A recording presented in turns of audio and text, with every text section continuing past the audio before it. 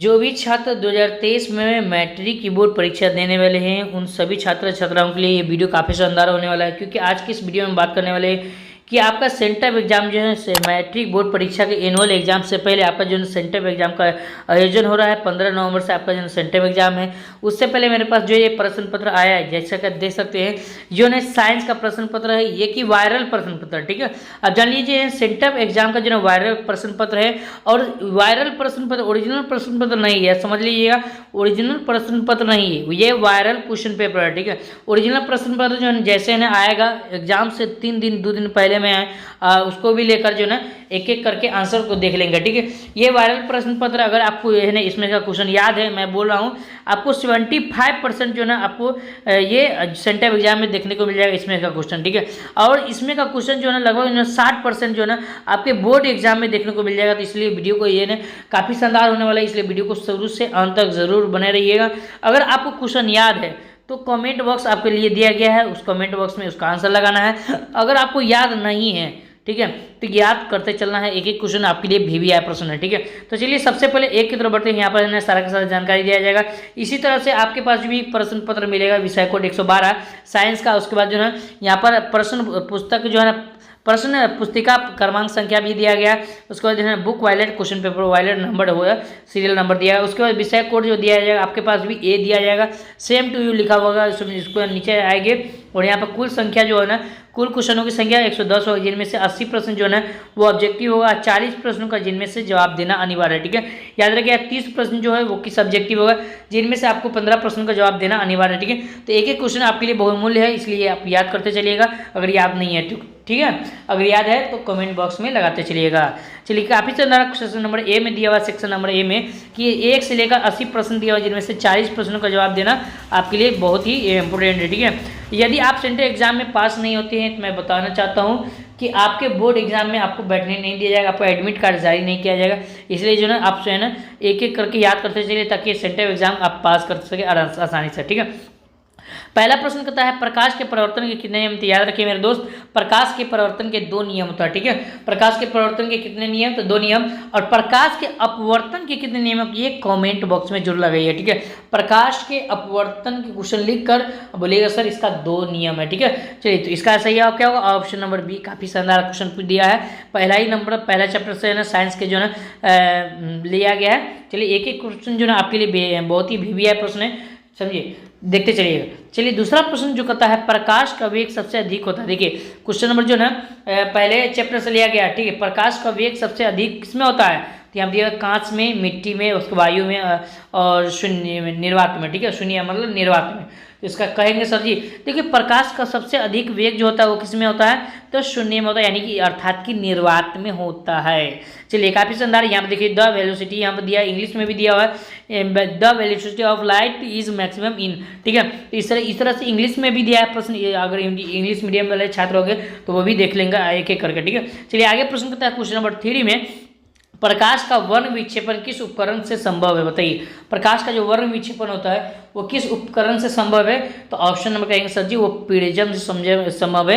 Option number C हो जाएगा सही जवाब। ठीक है, चलिए आगे बढ़ते हैं, ऑप्शन नंबर 4 की तरफ बढ़ते हैं। जैसे 4 में यहाँ दिया हुआ है, देखिए आपके लिए जो है ना टेलीग्राम के लिंक बनाया गया, और उसके साथ साथ जो है ना व्हाट्सअप ग्रुप का भी लिंक बनाएगा। ठीक है, अगर आप व्हाट्सअप ग्रुप में जुड़ जाते हैं, मैं आपको बता दूं कि है ना सेंटर एग्जाम का जैसे पेपर आएगा 2 दिन, मैं बोल रहा हूँ 2 दिन पहले ही आपको अपलोड कर दूंगा। ठीक है, इसलिए जो है ना डिस्क्रिप्शन बॉक्स में आपको ग्रुप का लिंक दिया है, वहाँ से सभी लोग जो है ना ज्वाइन हो जाएगा। ठीक है, और याद रखिए ग्रुप का जो लिंक दिया हुआ लगभग जो है ना 5-6 ग्रुप दिया है, जिनमें से किसी भी एक ग्रुप में ही जुड़ना। ठीक है, अगर कोई ग्रुप फुल हो गया तो आप दूसरा ग्रुप में जुड़ जाइए, समझिए, इससे आपको फायदा है। ठीक है, चलिए क्वेश्चन नंबर 4 में दिया है समान नेत्र के लिए स्पष्ट न्यूनतम दूरी कितनी होनी चाहिए। बताइए समान नेत्र के लिए स्पष्ट न्यूनतम दूरी कितना है, 25 सेंटीमीटर, 2.5 सेंटीमीटर, उसके बाद 25 मीटर, 2.5 सेंटीमीटर। क्या होगा जी, तो इसका सही जवाब क्या होगा, फटाफट लगा दो।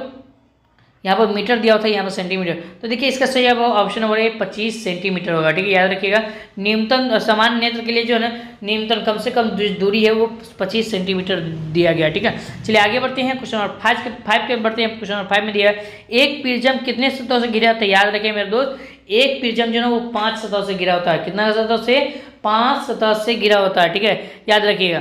एक प्रिज्म जो है ना 5 सतह से घिरा होता है। अब प्रिज्म जो है ना इस तरह से जो प्रिज्म बना होता है, समझिए इस तरह से समझिए, जो प्रिज्म बना होता है वो प्रिज्म सबसे ऊपर जो है ना वो कौन सा रंग होता है, आप कमेंट बॉक्स में लगाइए।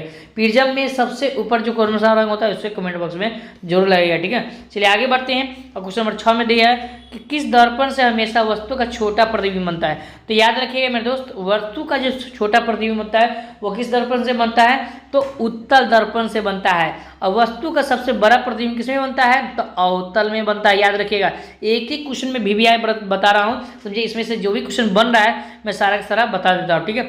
और यहाँ पे मैं बता दूँ कि आपके लिए एक क्वेश्चन है, ठीक है। आवर्धन सूत्र बराबर क्या होता है, आवर्धन का फॉर्मूला क्या होता है बताइए, आवर्धन बराबर क्या होता है, अब हमें कमेंट बॉक्स में जरूर लगाए, ठीक है। आगे प्रश्न कहता है विद्युत विभव है। तो विद्युत विभव जो है एक सदिश राशि है, अदिश राशि है, सदिश राशि है, उसके बाद है ना अदिश राशि, सदिश राशि, उसके बाद सदिश राशि, दो इनमें से कोई नहीं, क्या होगा जी। तो 7 का सही जवाब क्या है सर जी, ऑप्शन नंबर 1 बिल्कुल अदिश राशि होता है। क्या होता है, अदिश राशि, ऑप्शन नंबर ए हो जाएगा सही जवाब, ठीक है। आगे प्रश्न कहता है क्वेश्चन नंबर 8 की तरफ बढ़ते हैं, काफी शानदार क्वेश्चन दिया है कि साइड मिरर के रूप में प्रयुक्त होती है, बताइए साइड मिरर के रूप में क्या प्रयुक्त होती है, उत्तल दर्पण, अवतल दर्पण, उत्तल लेंस, उसके बाद जो ना अवतल लेंस या प्रिज्म, ठीक है। तो इसका होगा जी उत्तल दर्पण दिया हुआ, उत्तल लेंस दिया हुआ, अवतल दर्पण दिया हुआ और प्रिज्म दिया हुआ, क्या दिया है, इसका सही जवाब क्या होगा जी 8 का, बताइए फटाफट जी। बिल्कुल सही जवाब है, ये साइड मिरर के रूप में उत्तल दर्पण का प्रयोग करेंगे, क्योंकि है ना देखिए कोई भी जो व्यक्ति है जो ड्राइविंग होता है, जो ड्राइवर करता है, समझिए वो उत्तल दर्पण इसलिए लगाती है ताकि उसको वस्तु का प्रतिबिंब हमेशा सीधा दिखाई देगा और छोटा दिखाई देगा, इसलिए जो है ना वो उत्तल दर्पण का प्रयोग करता है। और अवतल दर्पण का जो प्रयोग करेगा तो फिर जो है ना उसको है ना क्या होता है कि अवतल दर्पण में जो वस्तु का प्रतिबिंब बनता है वो हमेशा बड़ा बनता है और उल्टा बनता है, ठीक है, याद रखिएगा। तो इसलिए उल्टा लगाया तो गड़बड़ा जाएगा ना, कहीं भी जाकर ठुका जाएगा, इसलिए जो ना उत्तल दर्पण का प्रयोग किया जाता है।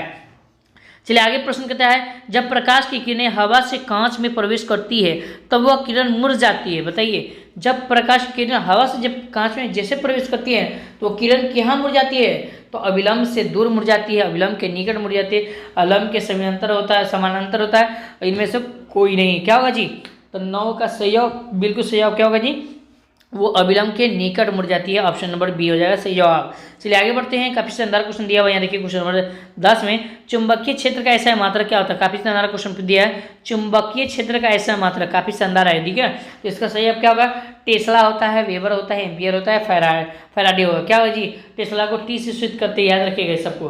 तो इसका सही जवाब 10 का सही जवाब ऑप्शन नंबर बिल्कुल सही होगा, टेस्ला होता है, ऑप्शन नंबर ए हो जाएगा सही जवाब, ठीक है। चलिए आगे प्रश्न करता है क्वेश्चन नंबर 11, काफी शानदार क्वेश्चन दिया है कि समांतर क्रम जिसको हम पार्श्व क्रम बोलते हैं, पार्श्व क्रम में जोड़े दो प्रतिरोधों को जिनके प्रतिरोधक R1 और R2 तथा समतुल्य प्रतिरोध जो कैपिटल R बोलते हैं, ठीक है, बराबर क्या होगा, ठीक है, समतुल्य प्रतिरोध मतलब कैपिटल R बराबर आपको फॉर्मूला पूछा है क्या होगा, तो देखिए सीधे सीधे आपके बुक से टेक्स्ट से छाप दिया गया है, तो इसलिए आप याद रखिएगा ऑप्शन नंबर जो है ना R1 गुने R2 अब बट्टा में R1 प्लस क्या होगा जी R2 होगा, याद रखिएगा इस तरह से R1 प्लस R2 होगा। चलिए आगे प्रश्न करता है क्वेश्चन नंबर जो है ना 11 हो गया, 12 की तरफ बढ़ते क्वेश्चन नंबर 12, काफी शानदार क्वेश्चन दिया हुआ, यहाँ देखिए जूल बट्टा कुलम या जूल बाई कुलम कहा जाता है किसको, वोल्ट को, ओम को, एम्पियर को, वाट को, क्या होगा जी 12 का सही जवाब क्या होगा, ऑप्शन नंबर कहेंगे बिल्कुल सही जवाब वो वोल्ट को कहा जाता है, ऑप्शन नंबर ए हो जाएगा सही जवाब। चलिए आगे बढ़ते हैं, आपको याद है तो हमें कमेंट बॉक्स में जरूर बताइएगा,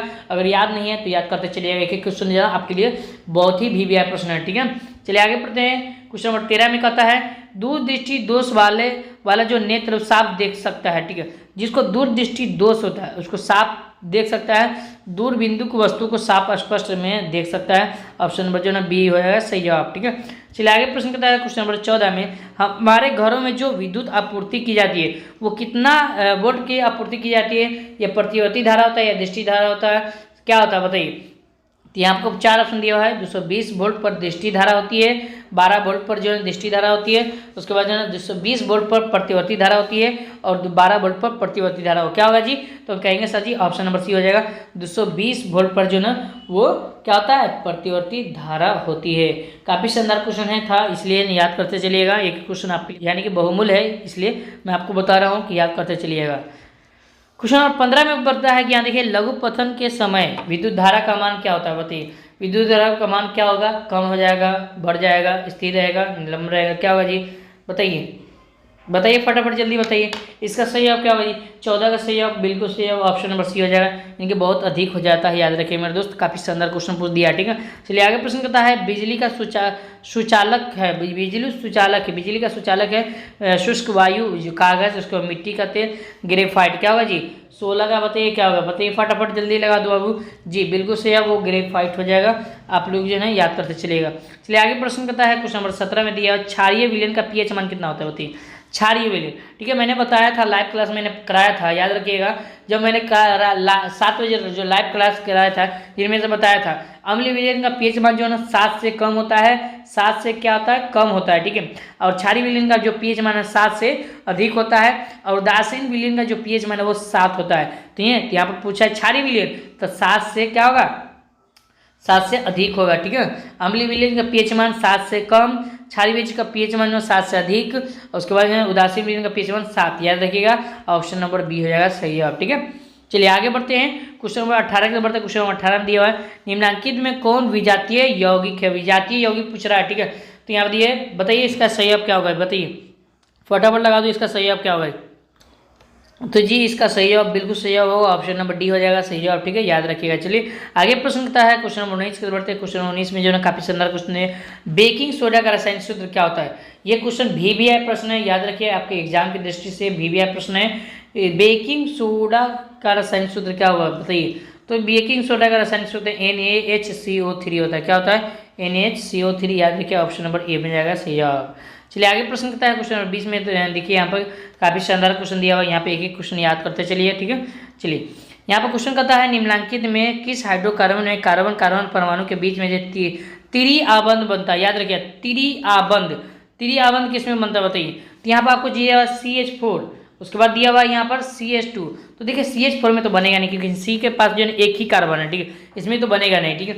यहाँ पर देखते हैं C2, इनमें कार्बन कार्बन की जो परमाणु संख्या होगा वो डबल बाउंड बनेगा, लेकिन ट्रिपल बाउंड बन रहा है ना। तो अब यहाँ पर देखिए 2 ही आंसर दिया हुआ है, अब दोनों में से क्या होगा इसको देखना, बताइए। तो जी इसका सही जवाब होगा ऑप्शन नंबर सी हो जाएगा सही। आप याद रखिएगा ऑप्शन नंबर सी, क्योंकि यहाँ पर कार्बन के पास भी 3 बॉन्ड, यहाँ पे भी 3 बॉन्ड, लेकिन ये अष्टक पूरा नहीं करेगा, ये अष्टक पूरा कर लेगा, ठीक है। इसलिए जो है यहाँ पर C3H4 दिया हुआ, ठीक है, याद रखिएगा। चलिए आगे बढ़ते हैं, और आगे प्रश्न दिया हुआ क्वेश्चन नंबर 21 में दिया हुआ CnH2n+2 का किसका सामान्य सूत्र है? बताइए। CnH2n+2, अगर आप सूत्र बोलेंगे है ना से सर पूरा का पूरा सूत्र लाइए केमिस्ट्री का, तो मैं ना वीडियो लेकर आऊँगा, समझिए। चलिए आगे बढ़ते हैं, और इसका आंसर बताइए। एल्केन, एल्कीन, एल्काइन, उसको इथाइल, क्या होगा जी? तो 21 का सही जवाब क्या होगा? ऑप्शन नंबर बिल्कुल सही है, वो एल्केन हो जाएगा, ऑप्शन नंबर ए हो जाएगा सही जवाब। चलिए आगे बढ़ते हैं, क्वेश्चन नंबर जो है ना 22 के बढ़ते हैं। क्वेश्चन नंबर 22 में दिया हुआ कार्बन यौगिक में कार्बन की संयोजकता कितनी होती है? बताइए। कार्बन यौगिक में कार्बन की संयोजकता कितनी होती है? बताइए। कार्बन यौगिक में कार्बन की जो संयोजकता होता है वो कितना होता है, आपको बताना है। तो जी बिल्कुल सही जवाब क्या होगा जी? ऑप्शन नंबर जो है ना 22 का वो 3 हो जाएगा, सी हो जाएगा, बी हो जाएगा सही जवाब। क्या सॉरी बी नहीं ना होगा जी, 4 ना होगा, कार्बन ना पूछ रहा है, ठीक है। कार्बन की परमाणु संख्या 6 होता है, तो 2,4 ना होगा, सॉरी 4 होगा, ऑप्शन नंबर क्या होगा? वो सी हो जाएगा सही जवाब, ठीक है, याद रखिएगा। चलिए आगे बढ़ते हैं, और क्वेश्चन नंबर 23 में दिया हुआ है अम्ल राज्य में जो HCl है, जिसको हाइड्रोक्लोरिक अम्ल बोलते हैं, ठीक है, HCl और NHO3 का अनुपात कितना होता है? ठीक है, तो हाइड्रोक्लोरिक अम्ल का जो है अनुपात कितना होता है, ये आपको बताना है। तो 23 का सही जवाब क्या होगा जी? बिल्कुल 1:3 होता है, ऑप्शन नंबर बी में याद रखिएगा सही जवाब। चलिए आगे बढ़ते हैं, क्वेश्चन नंबर 24 के बढ़ते हैं। क्वेश्चन नंबर 24 में दिया है हमारे जो शरीर उसका पीएच मान किस सीमा से सही तरीके से कार्य करती है? बताइए। पीएच मान की किस सीमा में सही तरीके से कार्य करती है, तो आपको बताना, बताइए। तो हमारे शरीर का जो पीएच मान है वो कितना होता है? 7.0 होता है, ठीक है, उससे लेकर जो 7 पॉइंट कितना तक होता है, वो 8 तक होता है, याद रखिएगा। 24 का सही जवाब क्या होगा जी? बताइए फटाफट जल्दी से, 24 का सही जवाब क्या होगा जी? बिल्कुल सही जवाब ऑप्शन नंबर सी हो जाएगा सही जवाब, ठीक है। चलिए आगे बढ़ते हैं, काफी शानदार क्वेश्चन दिया है यहाँ देखिए। क्वेश्चन नंबर 25 में दिया हुआ है कि यहाँ देखिए कहता है कौन सी अधातु कमरे के ताप पर द्रव अवस्था में रहती है? बताइए। कौन सी जो धातु है जो कि कमरे के ताप पर द्रव अवस्था में रहती है, आपको बताना, फटाफट बताइए, जल्दी से इसका आंसर बताइए फटाफट जल्दी से। जी 25 का सही होगा ऑप्शन नंबर बिल्कुल सही होगा, ए हो जाएगा। ब्रोमीन रहता है, याद रखिएगा। कमरे के तापमान कौन रहता है? ब्रोमीन रहता है, ठीक है, याद रखिएगा। चलिए आगे बढ़ते हैं और आगे प्रश्न करता है नंबर 26 में। तो बढ़ते हैं क्वेश्चन नंबर 26 में, जो है काफी शानदार क्वेश्चन दिया हुआ है, आप देख लीजिए, समझिए। यहाँ पर कहता है एसिल्टेडेहाइड का यूपीएससी नाम क्या होगा। देखिए आईयूपीएससी नेम पूछा है, काफी शानदार क्वेश्चन पूछ दिया है। चलिए इसका सही जवाब क्या होगा? अगर आपको याद है तो कमेंट बॉक्स में बताइए, और नहीं याद है तो याद करते चलिएगा। ऑप्शन नंबर बी हो जाएगा सही जवाब, ठीक है। चलिए आगे प्रश्न करता है क्वेश्चन नंबर 27 में, निम्नलिखित में कौन सी धातुओं के वेल्डिंग में प्रयुक्त होती है? बताइए कौन सी धातु है जो गैस की धातु के जो वेल्डिंग है, वेल्डिंग में प्रयोग किया जाता है, जिसका सही जवाब क्या होगा? 27 का सही ऑप्शन नंबर 7 इथाइल का प्रयोग किया जाता है, याद रखिए। चलिए आगे प्रश्न करता है क्वेश्चन नंबर 28 में दिया हुआ निम्नलिखित में से किस वैज्ञानिक ने नियंत्रक नियम दिया था? बताइए किस वैज्ञानिक ने नियंत्रक नियम दिया था? तो 28 का क्या होगा जी? तो ऑप्शन नंबर डोबरेनर ने दिया था, ऑप्शन नंबर सी हो जाएगा सही जवाब, ठीक है। चलिए आगे बढ़ते हैं क्वेश्चन नंबर 29 के बढ़ते 29 में दिया हुआ है मेंडेलीव की आवर्त सारणी में आवर्त संख्या कितनी थी? याद रखिएगा, आवर्तों की संख्या कितनी थी, याद रखिएगा।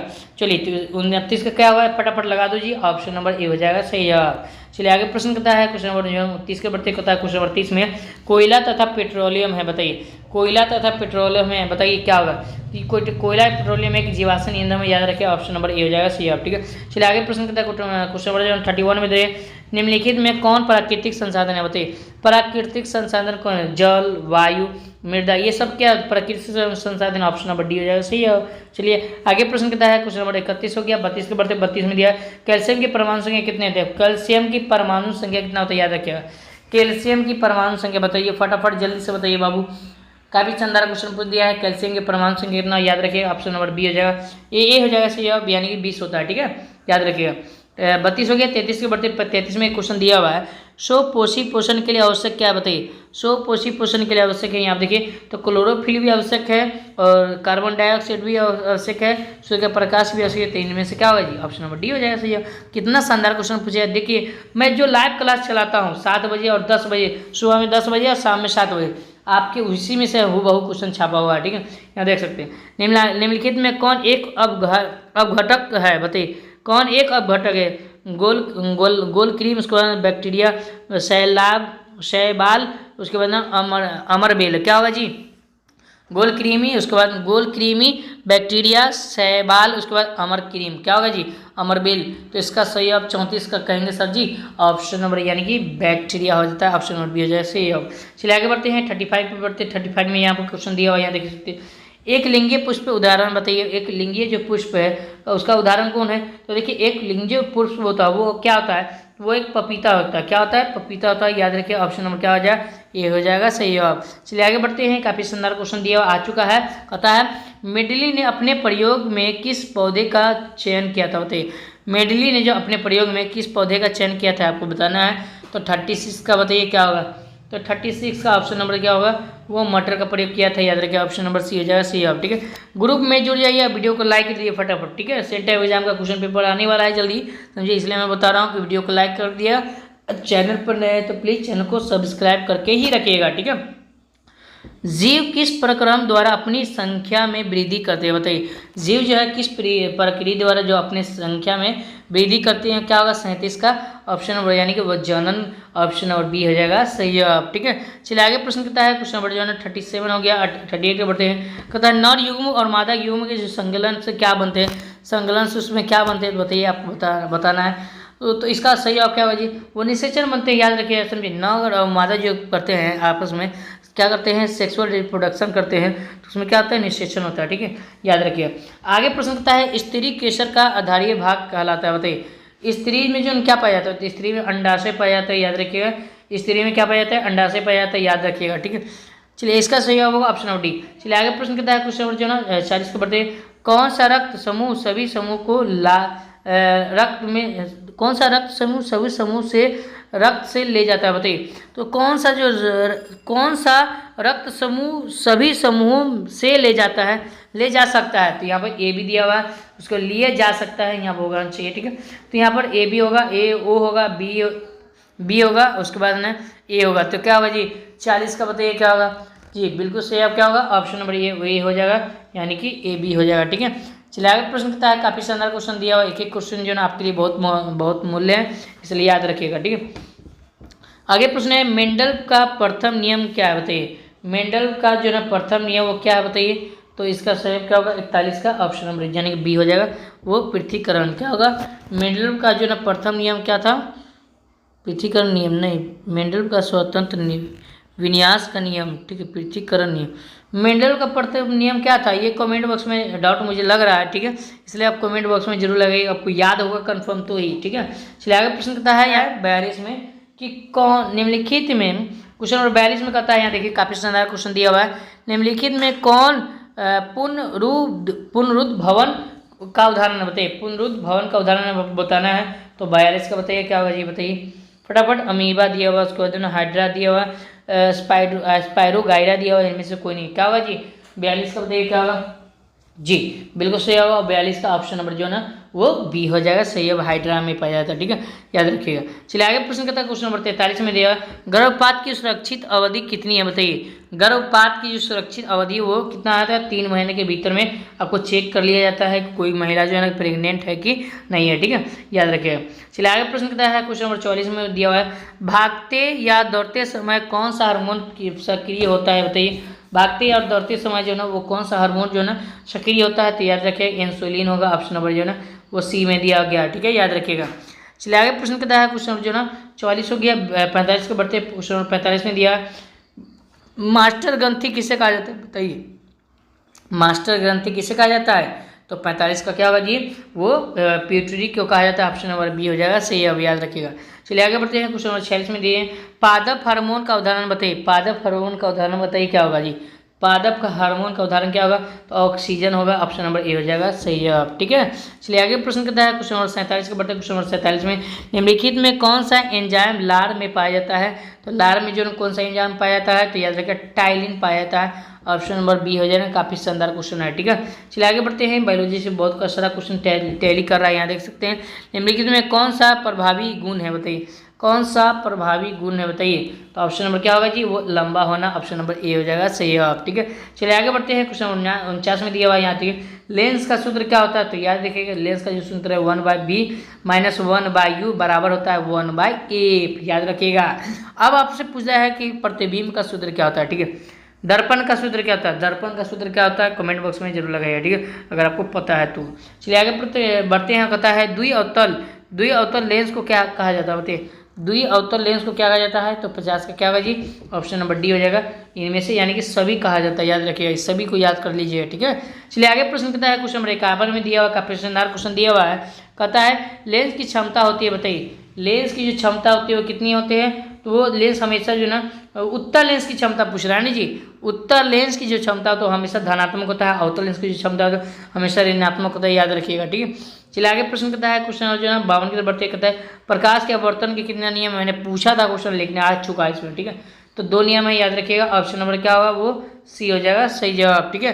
चलिए आगे प्रश्न कहता है, क्वेश्चन नंबर 52 हो गया, 53 के बढ़ते 53 में दिया कौन रंग खतरे के सिग्नलों को उपयोग में होता है, तो लाल रंग जो है ना वो खतरे के सिग्नलों को उपयोगी करते हैं, उपयोग होता है उसमें, तो ऑप्शन नंबर क्या होगा जी, वो सी हो जाएगा, सही जवाब, ठीक है।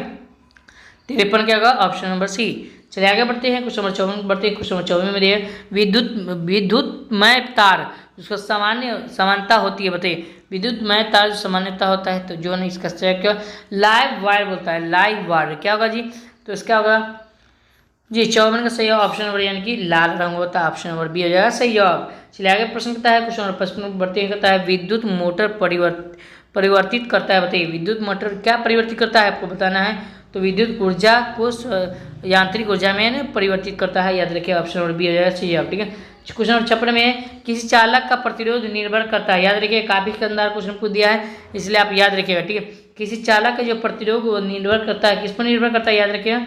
56 का बता दो क्या होगा जी, 56 का क्या होगा जी, तो जी 56 का ऑप्शन नंबर डी यानी कि इनमें से सभी पर निर्भर करता है, याद रखिए, इनमें से सभी हो जाएगा, ऑप्शन नंबर डी हो जाएगा, सही है। चलिए आगे बढ़ते हैं, क्वेश्चन नंबर 57 बढ़ते हैं, 57 में दिया 1 कूलम आवेश में इलेक्ट्रॉनिक संख्या कितनी होती है, याद रखिए, तो जी बिल्कुल 57 का सही है, क्या होगा जी बताइए, फटाफट लगा दीजिए जल्दी से, तो जी इसका सही ऑप्शन नंबर जो है वो ए हो जाएगा, सही है, याद रखिएगा, ठीक है। चलिए आगे बढ़ते हैं, क्वेश्चन नंबर जो है 51 हो गया, 57 हो गया, सॉरी 57 हो गया, 58 के बढ़ते 58 में दिया हुआ यहाँ देखिए कौन नाभिकीय विखंडन को नियंत्रित करने में प्रयुक्त होती है, बताइए। कौन नाभिकीय विखंडन को नियंत्रित करने में प्रयुक्त होता है? ऑप्शन नंबर सी हो जाएगा सही, अब याद रखिएगा।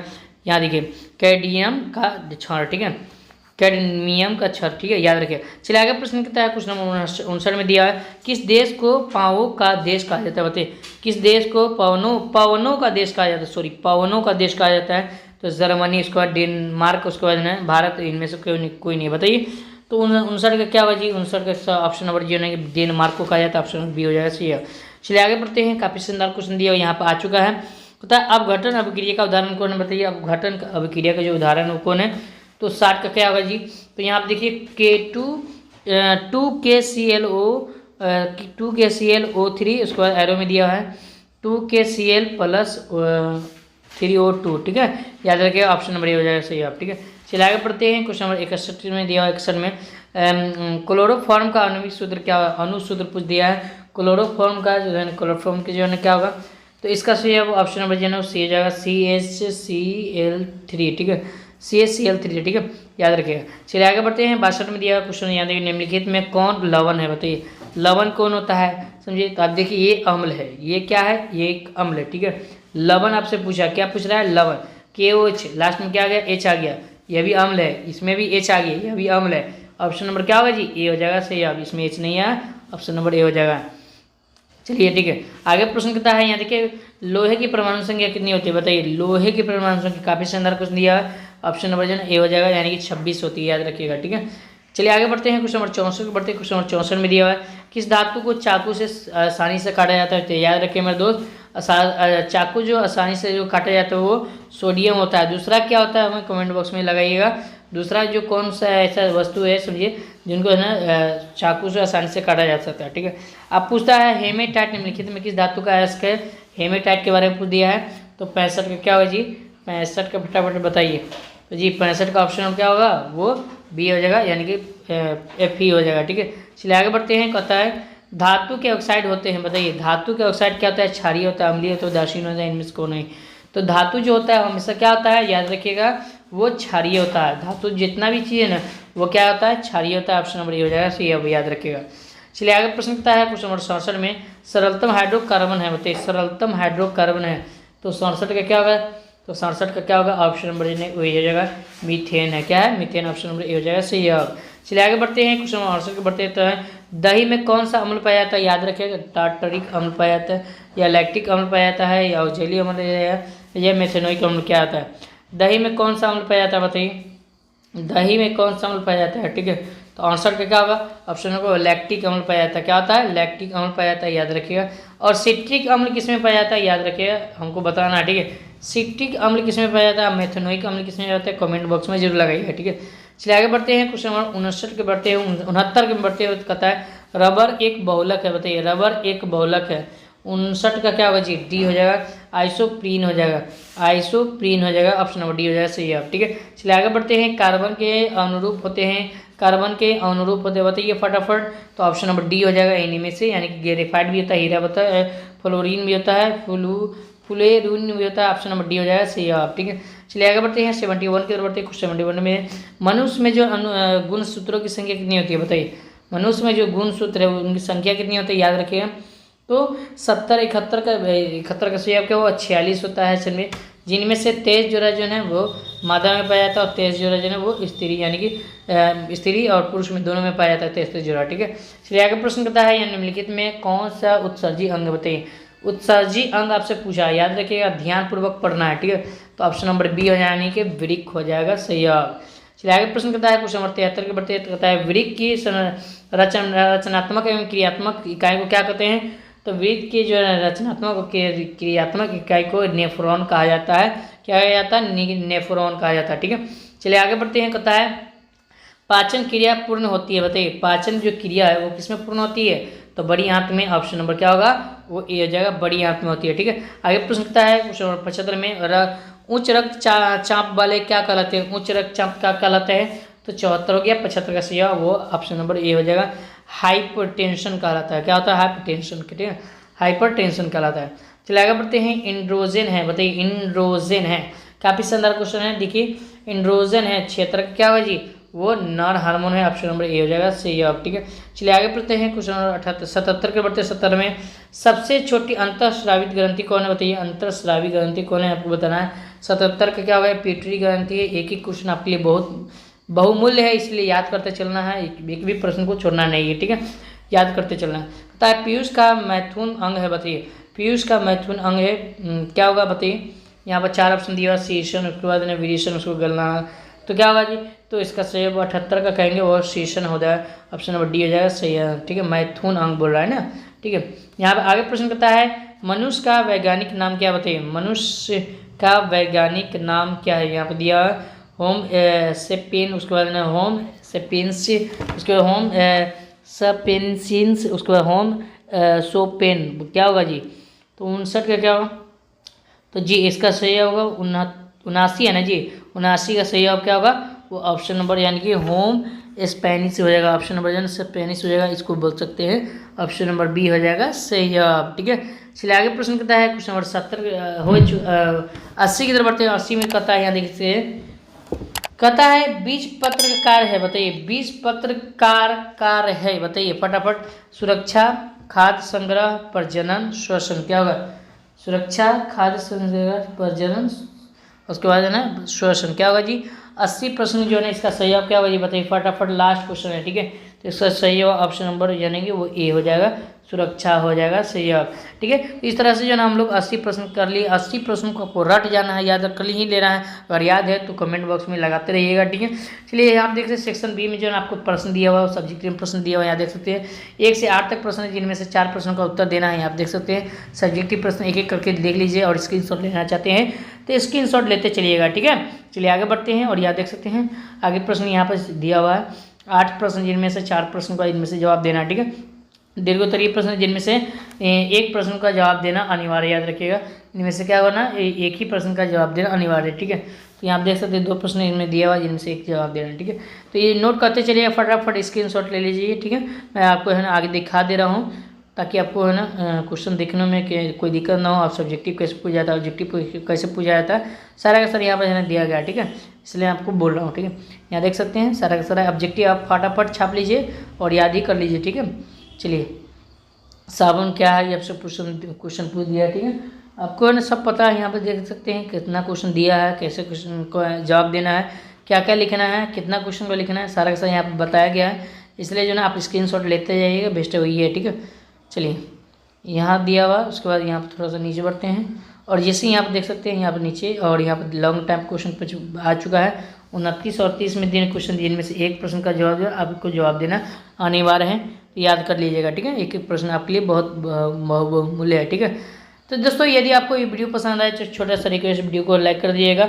और चैनल पर आए हैं तो चैनल को सब्सक्राइब कर लीजिएगा। और वीडियो का लिंक जो है ना व्हाट्सएप ग्रुप का जो लिंक है वो आप हमारे नीचे दिया गया है। व्हाट्सएप ग्रुप का जो लिंक है वहाँ से क्लिक करके डिस्क्रिप्शन बॉक्स में दिया गया, वहाँ से क्लिक करके ज्वाइन हो जाएगा। ठीक है दोस्तों, फिर मिलते हैं नेक्स्ट वीडियो में, तब तक के लिए आप सभी बहुत बहुत धन्यवाद।